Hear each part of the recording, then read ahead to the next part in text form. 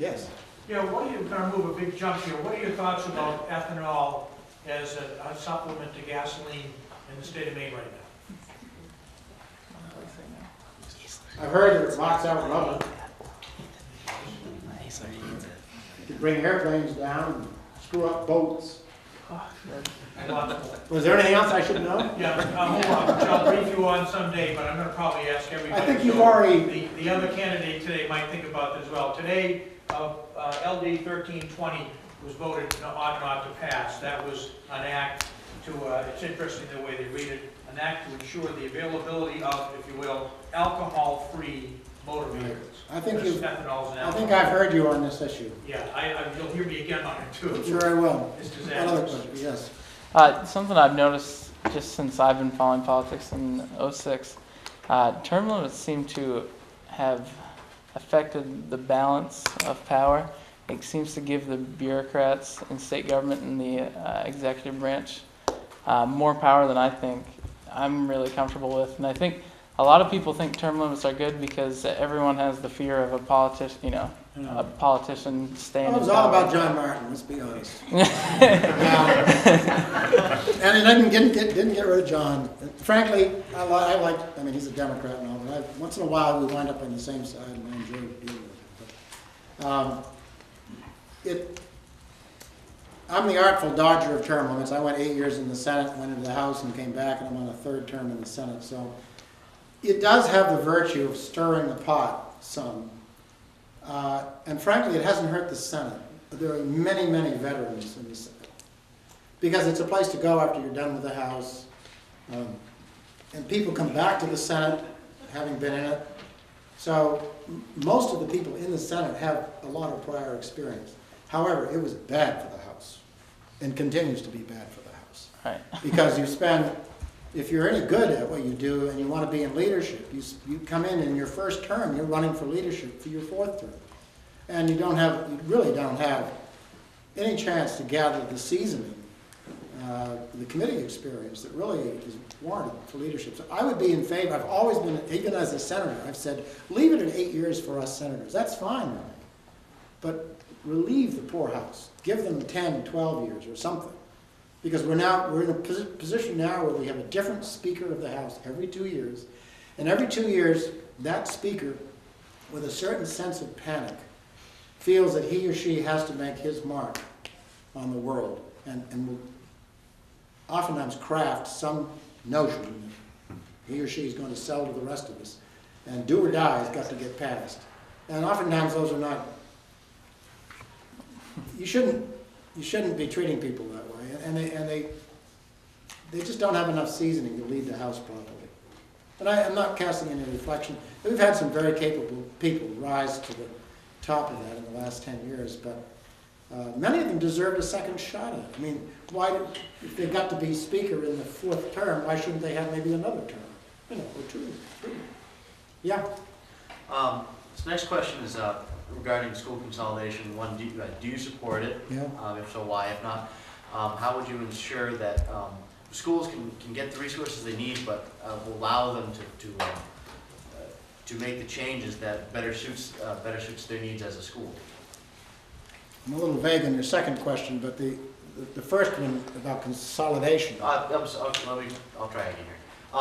Consolidation. Do you support it? Yep. If so, why?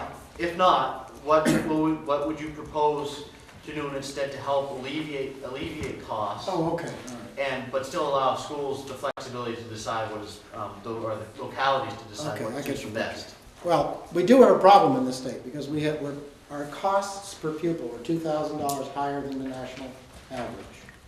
We are losing students rapidly. We went from 240,000 students 15 years ago down to 190. We're heading toward about 180, where we think we will level off. We have more administrators than ever, and our teacher pupil ratios we're tied with Vermont for having the highest teacher pupil ratios. In other words, it's about 11 to 1. Students, 1 to 11, I guess, teachers to students. And yet our teachers are not well paid compared with the rest of the United States. So we're top-heavy in Maine. I thought that consolidation, I fought vigorously for a bill that I wrote that would have said, let's use inducements. Let's reward, let's give money to districts that need the money in order to come together and consolidate their systems. Because it costs money in the initial phases of getting together. It almost always costs money in the first year to get these systems together, and it saves money in the long run, perhaps. I couldn't get it through. Everybody went into a punishment mode, which I thought was horrible politics among many things. And we never provided for any oversight of the process. You don't want districts marrying up helter-skelter just in response to some penalty that the state imposes. You want districts to form up on the basis of some logic. And to give you a quick example, we have Anson on one side of the Kennebec River, which is dirt poor for property. They don't have anything to tax over there except housing. And we have on the other side of the river Madison Paper and the town of Madison. The difference in teacher salaries is $8,000 or $9,000 a year. Anson hires teachers right out of school, trains them, and they go to work in Madison after 4 or 5 or 8 years, whenever there's an opening. But there's a ghettoization. This is not really good. Not good for Anson, certainly. But when you put the two districts together, as they should have been 70 years ago, 60 years ago when they had a vote on it. The vote to consolidate 50 or 60 years ago was lost by 2 or 3 votes, interestingly enough. But if you put them together, and if the teachers that are not paid as much are elevated in salary over time and adjusted upward, it means that both districts are going to be spending more money. I don't know that that's avoidable. And maybe it's a good thing, but it costs money to consolidate in some respects. Now, they will save money on administration, on food planning, on special ed, on transportation, a lot of central functions, particularly special ed, which is increasingly a central function. You can save money centrally. But you will lose money on your contracts in the first few years when you have 2 districts coming together. But another aspect of that is, what about local control of schools? When you have these consolidations, it's like, 3, 4 towns.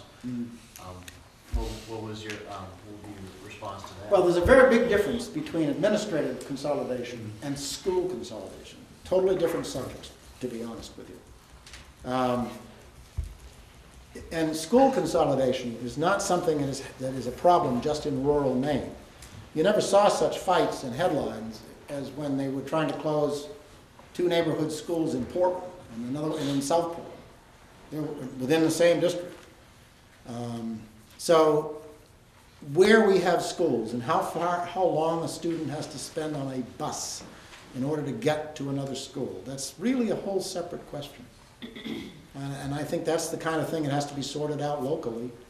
And I think it can be sorted out just as well within a large school district as it can be in disparate districts. I don't think that the size of the district necessarily changes that dispute.